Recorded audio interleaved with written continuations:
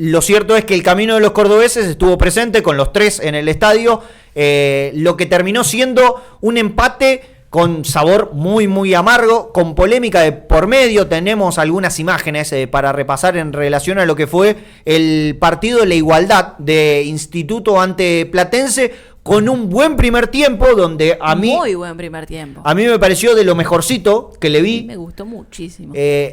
Creo que por momentos en el segundo tiempo se vio reflejado lo de Instituto, esa dependencia que tenía de Luna no terminó de ser tal en el primer tiempo y me pareció que fue de lo positivo, pero que en definitiva en el correr de los segundos 45 minutos nos encontramos con ese tramo de un Platense que cuando igualó y se hizo dueño del partido le generó inconvenientes. Lo de Platense se explica en un nombre: Vicente Taborda. Y fue así de simple. Cuando Baldassarra sale y Taborda entra, no sé si fue Portillo es el que sale, el ex Talleres, sí, amonestado, para que ingrese Vicente Taborda con una frescura y además indescifrable, porque por momento tomaba la pelota entre los centrales, por momento llegaba para hacer el pase final. Eso con respecto al segundo tiempo de este Platense, que todavía no puede ganar con el Kili González. Correcto. Me voy al comienzo del partido. Vaya. Instituto volvía a Alta Córdoba luego de 105 días. El último partido que ganó Alta Córdoba fue ante San Martín de San Juan, con ese cabezazo de Salazar sobre el cierre del juego. Y lo que me encontré fue un Instituto que entendió que de local va a tener que ser protagonista por lo mucho que le costó el torneo de visitante, y me parece que entendió nuevamente, porque es un error que se repite, parece que tiene problemas de memoria los técnicos que pasan por Talleres, que Puebla tiene que jugar atrás del delantero. Es muy fácil cuando Puebla juega ahí, y yo siempre que marco el mejor nivel de Puebla es cuando no es segunda bandera. Lo refería cuando estaba Santi Rodríguez, ahora con Luna volvió a llevarse todas las luces al Rafaelino y Puebla quedó en un segundo plano, pero pueden convivir. ¿Qué necesitaba Instituto para que Puebla pueda jugar en ese lugar? Tener la certeza de todo lo que se pierda iba a estar respaldado por un buen mediocampo, que era otra de las pendientes.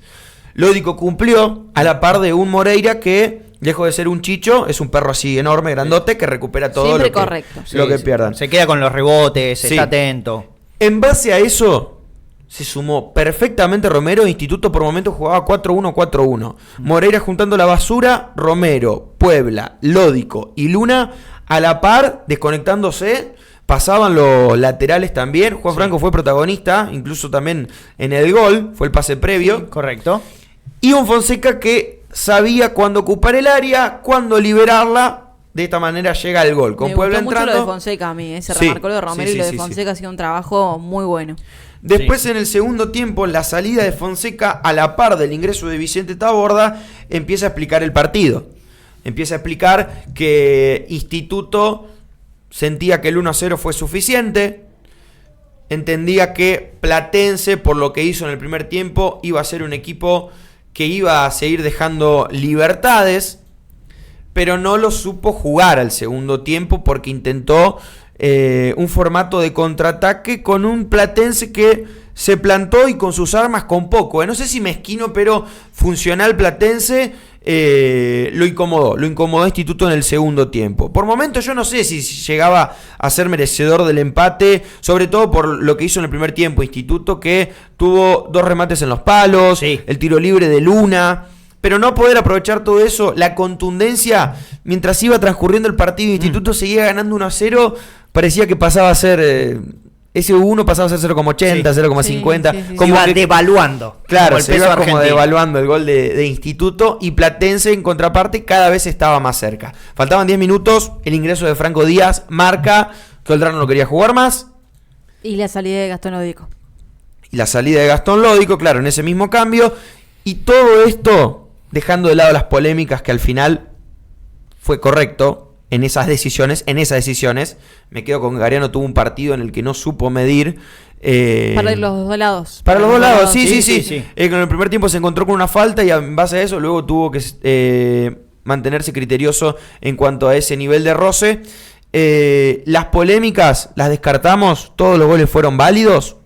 sirve para explicar que Instituto no supo cerrar el partido. Se conformó con el 1-0, no lo supo ganar y tiene que entender que si tiene todas estas virtudes ofensivas, si mirá lo que decíamos de Belgrano, si tiene todo para empezar ganando el partido, tiene que aprender a cerrarlos. Sí, a mí una de las cosas, y retomando un poco de tu análisis, Tommy, tiene que ver con Puebla. Esto lo insisto, y bien decías vos, parece que se olvidan, pasan los entrenadores y no terminan de entender qué es Puebla. Lo más importante que puede tener un director técnico es descifrar el ADN de su jugador, dónde le va a rendir, le va a ser funcional para el equipo, pero sobre todas las cosas para potenciarlo. Si hay algo que pasa con Puebla es que la raya no lo ordena, todo lo contrario, lo desordena, y Damián Puebla por carriles internos y cerca del área es diferencial. Es un jugador que lee muy bien y sabe el timing de cuándo atacar. Tiene 2 cabezazos, antes de encontrar el gol, tiene 2 cabezazos, uno de un centro de la izquierda y el otro de la derecha, por parte de sus compañeros, que él anticipa. Mide nada Puebla, pero tiene una lectura y un timing de cómo atacar el área y en qué momento hacerlo, que lo termina poniendo en sintonía goleadora. Después él termina encontrando el gol de la gloria, pero creo que ahí está la cuestión en relación a Puebla.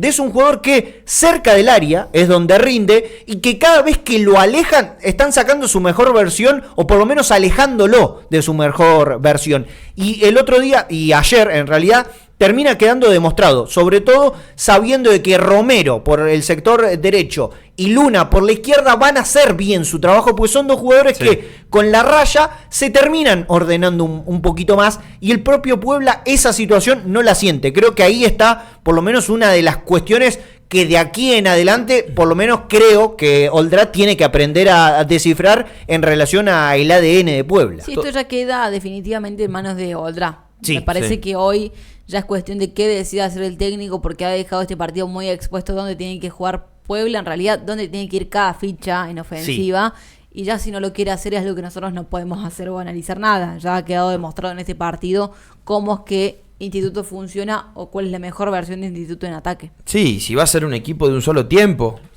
Un equipo que consiga ponerse al frente y luego se resguarde porque no se siente suficiente. Y es mucho el contraste entre esos 20 minutos de Instituto y el resto del partido. Lo hablábamos en uno de los programas en relación a la cantidad de goles que le habían hecho en los segundos tiempos. Sí, claro, por eso. Bueno. Y que le siguen pateando y que le siguen generando y que Rofo te sigue dando una mano. El primer tiempo... Lo de Lódico, lo de Romero, lo de Puebla y lo de Luna, 4 nombres, ¿no? Y lo puedo sumar a Fonseca. Son 5 nombres ofensivos que funcionaban todos en 5 metros.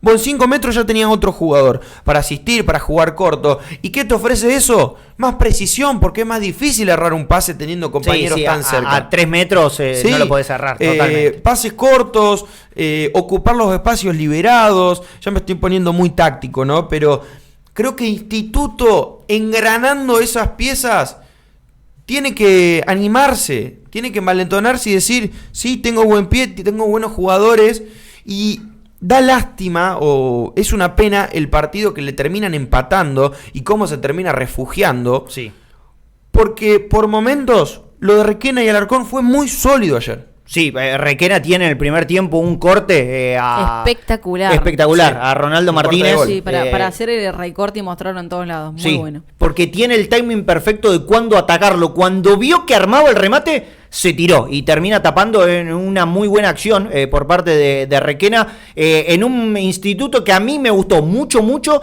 la primera, te diría 35 minutos, media hora de partido. Después Platense como que lo igualó un poco en el final de los primeros 45 minutos, y en la segunda mitad de esto que decías vos, Tommy, en relación a algunas entregas en cuanto a postura, ya a nivel propio, modificaciones de Oldrat que no terminó no fue de entregar. La misma intensidad que te exigía entregar la misma parte que hiciste en el primer tiempo, digamos, cambió porque, a ver, el segundo tiempo fue otra cosa aparte de los cambios, que también fueron malos, no fue la misma intensidad con la que se jugó.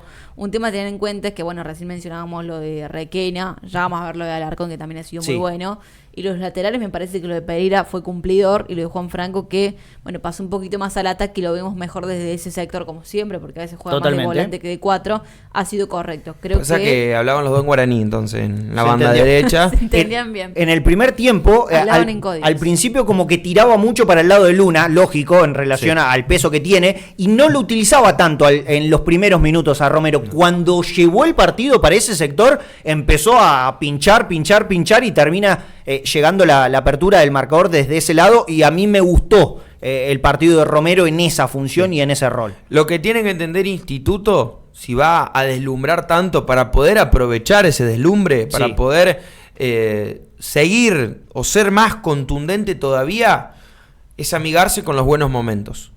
Es empezar a reconocerlos, porque si nos vamos a lo que fue, ni siquiera te digo el último semestre, sino el último año, son pocos los partidos en los que Instituto tiene mucho tiempo de los 90 minutos estando arriba del marcador. Sí.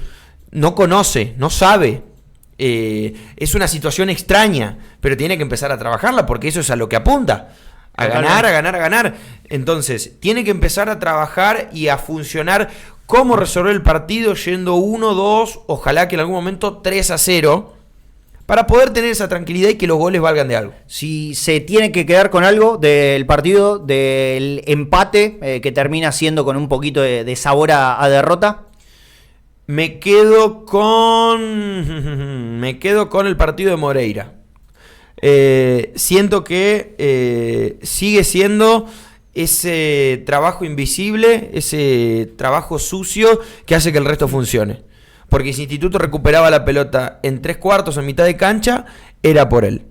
Y no tocaba la pelota, pero acompañaba. En estos 5 metros también puede estar él, cerquita de la jugada, expectando y atento para devolver lo que pierdan su compañero. Se quedó con una tonelada de segundas pelotas y de rebotes. Porque siempre estaba ahí, y le quedaban a él y volvía a tener la tenencia de la pelota. Y creo que, y ya me voy a meter con lo mío, pero remarcando lo que dice Tommy, porque ayer lo hablaba con unos colegas.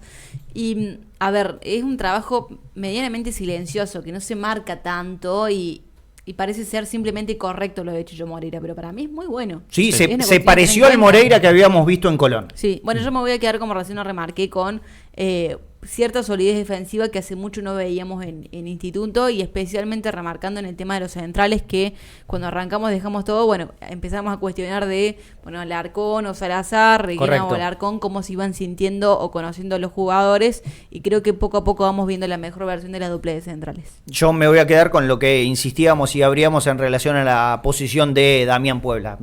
Creo que volverlo a tener en carriles externos pegado a la raya será un desacierto, y en definitiva habrá que ser tajante con esa circunstancia. Lo ha demostrado con otros entrenadores y en la jornada de ayer lo demostró. Hay que ver cómo se acomoda, si es este el planteo, si son estos los nombres, pero Puebla, si está dentro del terreno de juego, tendrá que ser por carriles internos. Otra cosa, dos cosas en realidad.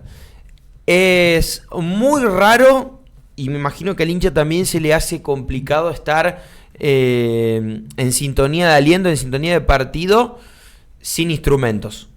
Porque lo único que hacía ruido ayer, bueno, mucha palma, mucho aplauso, pero... y luego era el canto y nada más. Complicado. Y va a tener 4 partidos más de local así. Recién ante Atlético Tucumán volverían los instrumentos y las banderas. Y lo otro, que hasta hoy a media mañana me digné a revisar la jugada porque estaba segurísimo, no es mano de Ignacio Llor. No es mano de Ignacio Llor. Ayer en la transmisión, incluso si mirás de manera un poco... Ahí la tenemos. Si mirás rápido la repetición, te sigue pareciendo mano. Sí. Pero si vas al fotograma por fotograma, claramente eleva el pecho, es en el pectoral izquierdo donde le termina pegando la pelota. Sí, y eso anula todo el resto de las discusiones. Mirá, ahí está. ¡Tac! No pega nunca la pelota en la mano. Es más, yo estoy desde la cabina, bien al norte de está lejos, la cancha, claro. Se ve mejor que en el Kempes igual. Y el efecto de la mano lo detecto desde el primer momento. Es decir, cuando la jugada transcurre, parece. Levanta muchísimo la mano, entonces inevitablemente todos dijimos, es mano. Y estando Gariano y estando Merlos, uno en la cancha y el otro en el bar... Y con un partido que había de tener un árbitro polémico durante los 90 minutos. Más allá de esa jugada. Por eso, pero en esta no es mano. Y después están, no sé si Nacho las tendrás, pero para repasar rápidamente, la posición del segundo tanto anulado a Ronaldo Martínez es finita. En VAR Argentina también lo analiza. Y para él no estaba en posición adelantada. Bueno, no había offside error, de Ronaldo Martínez en la jugada. Sí, y esto permite, estos dos fallos o estas dos situaciones, ahí la estamos viendo, explicar lo que fue Instituto y que no supo cerrar el partido. Exactamente. Lo pudo terminar perdiendo. En realidad, entonces, el error arbitral termina favoreciendo a Instituto. Es así. En este caso sí, más allá de que ayer gran parte del estadio en Alta Córdoba se fue como que si a Instituto lo hubieran robado. Y no incluyo en este caso el patadón que le mete Franco a Ronaldo Martínez, que para mí es penal, porque en la intención del cabezazo lo termina encontrando de lleno. En esa el VAR no quiso intervenir. Lo cierto es que con esto